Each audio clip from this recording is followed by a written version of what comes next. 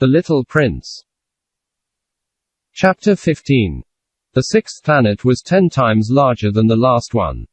It was inhabited by an old gentleman who wrote voluminous books.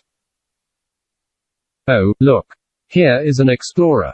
he exclaimed to himself when he saw the little prince coming.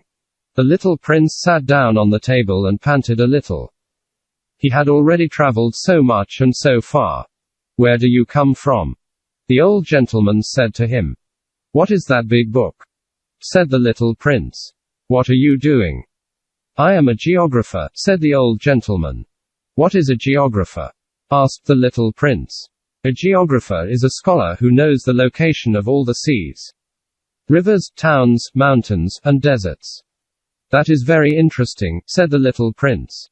"Here at last is a man who has a real profession." And he cast a look around him at the planet of the geographer. It was the most magnificent and stately planet that he had ever seen. "Your planet is very beautiful," he said. "Has it any oceans?" "I couldn't tell you," said the geographer. "Ah." The little prince was disappointed. "Has it any mountains?" "I couldn't tell you," said the geographer. "And towns, and rivers, and deserts?" "I couldn't tell you that, either." "But you are a geographer." "Exactly," the geographer said. "But I am not an explorer. I haven't a single explorer on my planet. It is not the geographer who goes out to count the towns, the rivers, the mountains, the seas, the oceans, and the deserts. The geographer is much too important to go loafing about. He does not leave his desk. But he receives the explorers in his study. He asks them questions, and he notes down what they recall of their travels. And if the recollections of any one among them seem interesting to him, the geographer orders an inquiry into that explorer's moral character. Why is that? Because an explorer who told lies would bring disaster on the books of the geographer. So would an explorer who drank too much. Why is that? Asked the little prince. Because intoxicated men see double. Then the geographer would note down 2 mountains in a place where there was only one. "I know someone," said the little prince, "who would make a bad explorer." "That is possible. Then, when the moral character of the explorer is shown to be good, an inquiry is ordered into his discovery. One goes to see it." "No. That would be too complicated. But one requires the explorer to furnish proofs. For example, if the discovery in question is that of a large mountain, one requires that large stones be brought back from it." The geographer was suddenly stirred to excitement. "But you come from far away. You are an explorer. You shall describe your planet to me."